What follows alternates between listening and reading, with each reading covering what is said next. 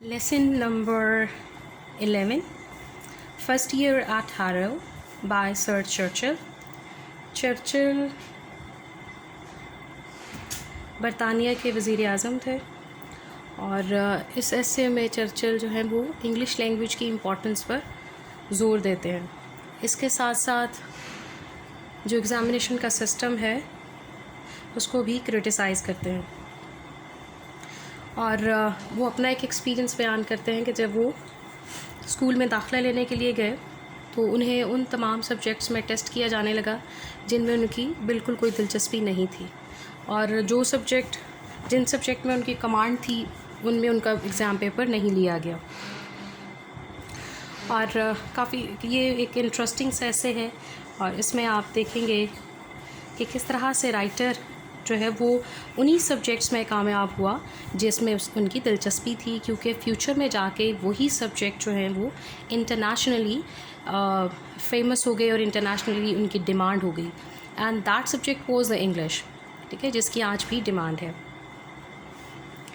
I had scarcely passed my 12th birthday when I entered the inhospitable regions of examinations, through which for the next 7 years I was destined to journey. These examinations were a great trial to me. The subjects which were dearest to the examiners were almost invariably those I fancied least.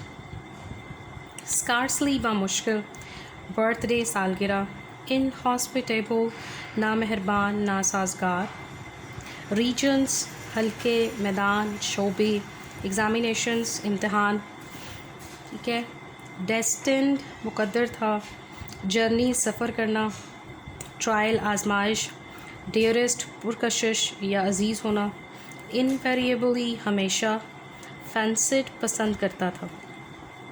Writer कहता है कि मैं बामुश्किल अभी 12 साल का हुआ था कि मुझे एग्ज़ाम्स की या इम्तहानात के नासाजगार हल्के में दाखिल होना पड़ा और फिर 12 साल की उम्र से लेके अगले 7 साल तक ये जो इम्तहान है वो उसकी किस्मत में लिख दिए गए और उसको मुसलसल इन्हीं इम्तहानात में से गुज़रना था। अब यहाँ पर सबसे बड़ी जो आजमाइश थी वो ये थी कि उसको वो तमाम मज़मून पढ़ने थे जिनमें उसकी कोई भी सिरे से दिलचस्पी नहीं थी और वो उन तमाम मज़ामीन को बिल्कुल भी पसंद नहीं करता था। I would have liked to have been examined in history, poetry and writing essay. The examiners, on the other hand, were partial to Latin and mathematics. Partial to का मतलब होता है पसंद करना, और यहाँ पे वो कहता है कि मुझे पसंद था कि मुझे हिस्ट्री, शायरी और ऐसे राइटिंग में मेरे से इम्तहान लिए जाते। दूसरी तरफ ये था कि जो इम्तहान लेने वाले थे उनको इन मज़ामीन में कोई दिलचस्पी नहीं थी, बल्कि वो इसको लातीनी और मैथ्स में चेक करना चाहते थे। साथ साथ इन्फॉर्मेशन याद रखिएगा, ये एक क्वेश्चन भी है कि राइटर को कौन कौन से मज़मून पसंद थे या किन किन मज़मून में वो चाहता था कि उसको चेक किया जाए, ठीक है। तो यहाँ पर आपने याद रखना है हिस्ट्री, पोइट्री और एसे राइटिंग, जबकि दूसरी तरफ जो है जो एग्ज़ामिनर्स हैं उनको कौन से 2 सब्जेक्ट्स पसंद हैं, Latin and mathematics. And there will prevailed, और इनकी ही मर्ज़ी जो है वो गालिब आती थी। एग्ज़ामिनर्स की डेफिनेटली आप ये नहीं कह सकते कि सर मुझे इस तरह का पेपर बना दें या सर मैं ये सब्जेक्ट नहीं ये सब्जेक्ट पढ़ना चाहता हूँ। जो मज़मून आपके सिलेबस में चल रहा है वही आपको पढ़ाया जाएगा।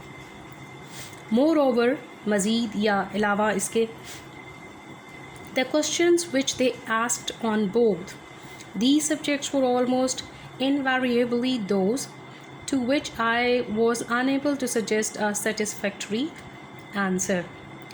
मज़ीद ये था कि वो सवालात जो इन मज़ामीन से मुतल्लिक़ पूछे गए थे ठीक है, तकरीबन ये वही तमाम सवाल थे, ये चीज़ें थी जिनका वो तसल्ली बख्श जवाब बिल्कुल भी नहीं कर पाता था। I should have like to be asked to say what I knew. मैं चाहता था कि मुझसे वो तमाम चीज़ें पूछी जाएं जो वो जानता है। ठीक है, अब वो क्या क्या जानता था? हिस्ट्री, पोइट्री और essay writing. They always try to ask what I did not know. वो हमेशा वही चीज़ें मुझसे पूछते थे जिनको मैं नहीं जानता था। अमूमन हाँ, आपके साथ भी एज अ स्टूडेंट ऐसा होता है, आप पेपर्स देने जाते हैं तो कहते हैं यार ये तो क्वेश्चन ही नहीं मैंने किए हुए, ओहो इस सवाल की बजाय अगर ये सवाल आ जाता तो मैं बेहतर कर पाती या मैं बेहतर कर पाता। सो ऐसा तो नहीं हो सकता ना, एग्ज़ाम पेपर है तो वो वही पूछेंगे जो एग्जामिनर पूछना चाहता है आपसे। When I would have willingly displayed my knowledge, they sought to expose my ignorance. ठीक है, willingly खुशी से, sought कोशिश करना, ठीक है, expose दिखाना, ignorance जहालत, लाइल्मी। कहता है जब मैं खुशी से कोशिश करता था, ये चाहता था कि मैं अपना नॉलेज दिखाऊं कि मुझे क्या चीज़ आती है और मेरी किस चीज़ पे कमांड है, तो वो इस बात पे तुल जाते थे कि हमने इसकी जहालत दिखानी है कि भाई ये कितना जाहिल है, कितना लाइल्म है कि इसको ये तमाम जो सब्जेक्ट्स वो पढ़ाते हैं उसको नहीं आता, ख़ास तौर पे लैटिन और mathematics. This sort of treatment had only one result, I did not do well in the examination. This sort of treatment का मतलब है इस तरह का बर्ताव, इस तरह का सलूक, रिज़ल्ट नताइज, ठीक है, वेल अच्छा करना, दिखाना, एग्ज़ामिनेशन इम्तहानात। कहते हैं इन तमाम रवैयों का क्या नतीजा निकला कि मैं एग्ज़ाम में अच्छा नहीं कर पाया। अब क्यों नहीं अच्छा कर पाया? जो सब्जेक्ट्स इसको अच्छे लगते हैं वो राइटर को एग्ज़ामिनर्स को अच्छे नहीं लगते। अच्छे से मुराद ये कि वो वही पढ़ाएंगे जो उनके सिलेबस में है। तो अब इसकी मर्ज़ी, इसकी पसंद जो है वो उनकी मर्ज़ी के साथ मैच नहीं करती, इसलिए ये एग्ज़ाम्स में फ़ेल हो गया। This was specially true of my entrance examination to Harrow. अब ये जो बात है ये ख़ास तौर पर उन इम्तहानात के लिए सच साबित हुई जो कि मैंने हारो में दाखिला लेने के लिए दिए थे। The headmaster mister Golden however took a broad minded view of my Latin prose. He showed discernment in judging my general ability. Harrow का जो हेडमास्टर था उस वक्त वो मिस्टर वेल्डन था। ठीक है, डिसर्नमेंट का मतलब है जहानत, फ़हम व फरासत, अकल। ठीक है, कहता है कि उस वक्त जो प्रिंसिपल था मिस्टर वेल्डन, उसने बड़ा ही बड़ेपन का, खुले जहन का और ओपन माइंडेड होने का मुजाहरा किया। और जब मेरा पेपर प्रोज़ का जो लैटिन का प्रोज़ पेपर है वो उसके पास पहुंचा तो उसने बड़ी ही अक्लमंदी से मेरे पेपर को जज किया और जैसा तैसा भी था उसके बावजूद उसने ये चीज़ भांप ली कि लड़का जो है वो कर लेगा और समझदार है, वो इस चीज़ को डील कर लेगा। This was the more remarkable because I was found unable to answer a single question in the Latin paper. Remarkable, गैर मामूली। ठीक है, अब ये एक मज़ीद गैर मामूली बात ये थी कि अगर हेडमास्टर ने मुझे फ़ेवर किया तो गैर मामूली इसलिए था कि पेपर में कहता है कि उसने एक सवाल भी अटैम्प्ट नहीं किया, एक भी सवाल का जवाब नहीं दिया लातीनी के पेपर में। I wrote my name at the top of the page. मैंने अपना नाम जो है वो सफ़े के बिल्कुल ऊपर लिख दिया। ठीक है, पहला काम इसने ये किया टेस्ट देते हुए। I wrote down the number of question 1। अब दूसरा काम जो उसने किया, लिखा जी सवाल नंबर 1। पहला उसने अपना नाम लिखा बिल्कुल ऊपर सफ़े के और दूसरा काम ये किया कि लिखा जी सवाल नंबर 1। आफ्टर मच रिफ्लेक्शन, बड़ी सोचो विचार, रिफ्लेक्शन का मतलब है सोचो विचार, काफ़ी देर बैठे रहने और सोचने के बाद, I put a bracket around it दस। उसने क्या किया, जो लिखा था ना सवाल नंबर 1, तो 1 के गिर्द उसने ब्रैकेट लगा दी। ठीक है,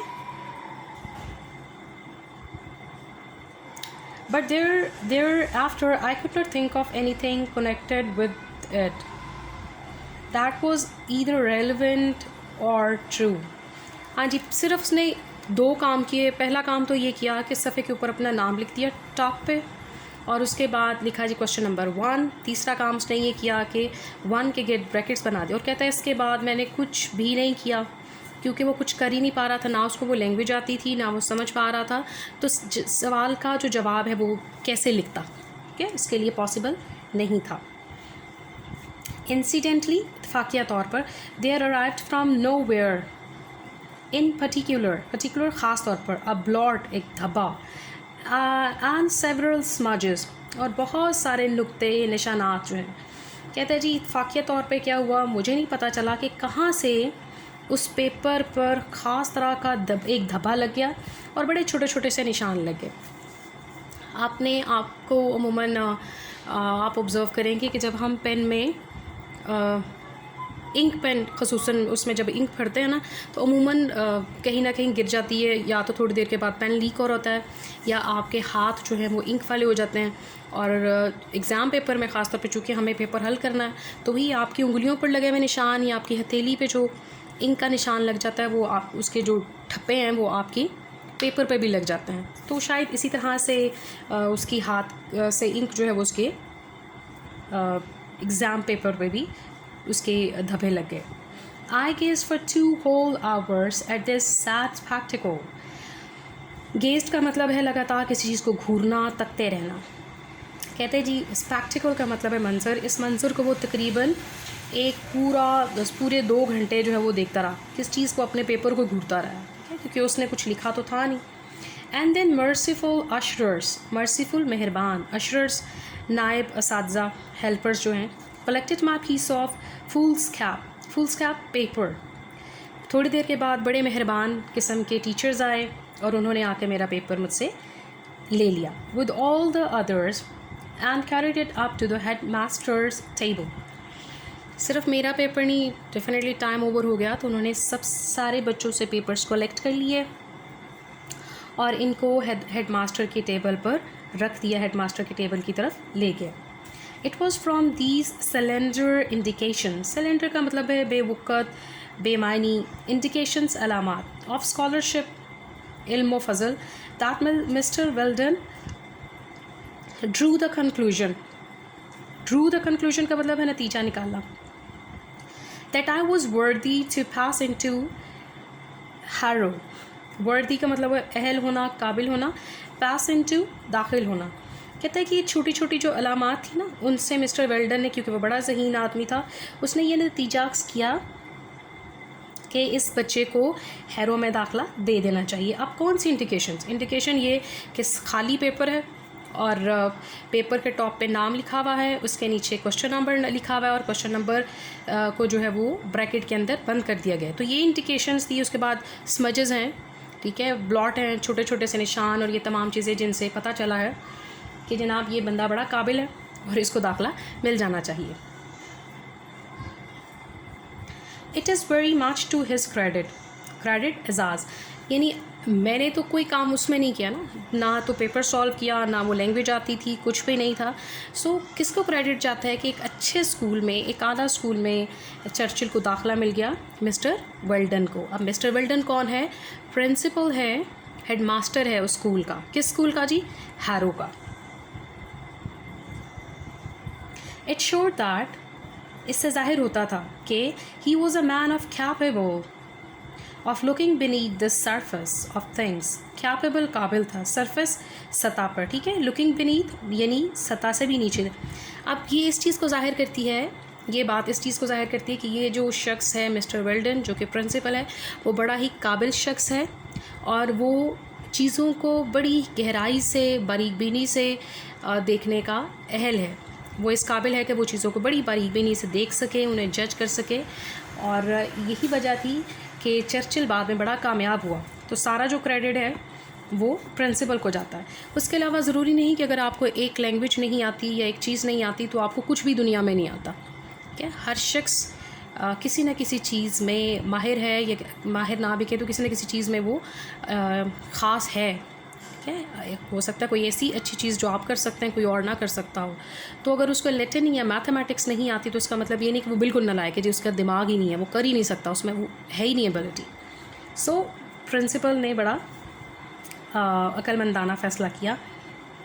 okay, a man not dependent upon paper manifestations, और ये वो बंदा था जिसने डिपेंडेंट का मतलब है मोहताज, मैनिफेस्टेशन ज़ाहिरी अलामात, उसने जो है वो ऐसा नहीं किया जी ज़ाहिरी तौर पर तो ये नज़र आ रहा है इसको कुछ भी नहीं आता तो मैं इसको दाखिला ना दूँ, ठीक है, बल्कि उसने ये भांप लिया कि ये लड़का कुछ कर लेगा, ये लायक है।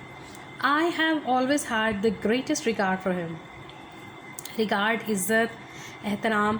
कहता है जी यही वजह थी कि हमेशा वो इस प्रिंसिपल का, इस बंदे का बहुत रिगार्ड करता था, बड़ी इज़्ज़त करता था, क्योंकि उसने इसको हैरो में दाखिला दिया था, क्योंकि और ये बंदा बड़ा इम्पॉर्टेंट था इसकी ज़िंदगी में और इसके लिए। In consequence of his decision, I was due course placed in the third or lowest division of the fourth or bottom. ठीक है, अब इसके फ़ैसले का नतीजा था प्रिंसिपल के कि मुझे नीचे से तीसरे नंबर पर रखा गया। हम कहते हैं जी फ़लाँ बंदा फ़र्स्ट आ गया, कहाँ से फ़र्स्ट आ गया जी, ये नीचे से फ़र्स्ट आ गया, ठीक है। तो इसका नाम टॉप पे तो नहीं आ सकता था, उन्हीं बच्चों का आता जिन्होंने अच्छे ग्रेड्स लिए, जिनके अच्छे मार्क्स थे, जिन्होंने अच्छा परफॉर्म किया। सो इसको जो है वो नीचे से ऊपर रखा गया। कॉन्सिक्वेंस का मतलब है नतीजे के तौर पे, डिसीजन फ़ैसला, और बॉटम कम तरीन यानी मयार की क्लास जो है। The names of the new boys were printed in the school list in alphabetical order as my name correct name Spencer Churchill began with an S. I gained no more advantage from the alphabet than from the wider sphere of letters. अच्छा जी, printed यानी लिखा होना, alphabetical हरूफ तहजी के हिसाब से, जब ABC के ऑर्डर से, ठीक है, ऑर्डर तरतीब करेक्ट सही, एंड एडवांटेज फ़ायदा। अब कहता है कि जो लड़कों के नाम थे वो लिस्ट में अल्फ़ाबेटिकली लिखे गए थे, जिन जिन का दाखिला वहाँ पर हो गया था। जैसे पहले कि अगर किसी का नाम A से शुरू होता है तो पहले उसका नाम आ गया, फिर B वाले का, फिर C वाले का, फिर D वाले का। अब इसका जो नाम है वो है स्पेंसर चर्चिल। तो स्पेंसर जो है वो S से शुरू होता है, तो वो उसी तरह से उसका नाम S पर के हिसाब से बहुत नीचे चला गया। I was in fact only 2 from the bottom of the whole school, and these 2 I regret to say. I was in fact only 2 from the bottom of the whole school, and these 2 I regret to say disappeared almost immediately through illness or some other cause. बड़े अफसोस के साथ इसको कहना पड़ता है कि इसका जो नाम है वो पूरे स्कूल में तकरीबन 2 लोगों को छोड़कर ऊपर था, यानी नीचे से तीसरे नंबर पर था। और वो भी जो है वो 2 लड़के जो है उन्होंने एडमिशन नहीं लिया किसी बीमारी की वजह से या किसी और रीज़न की वजह से। तो अब इसका जो नाम है वो सबसे एंड पर आ गया। तो he was the last one जिसका एडमिशन हुआ। Thank you very much. I hope कि आपको लेसन पसंद आया, और इसका जो बकिया हिस्सा है उसको क्वेश्चन आंसर के साथ आप नेक्स्ट वीडियो में सुनेंगे। Thank you very much.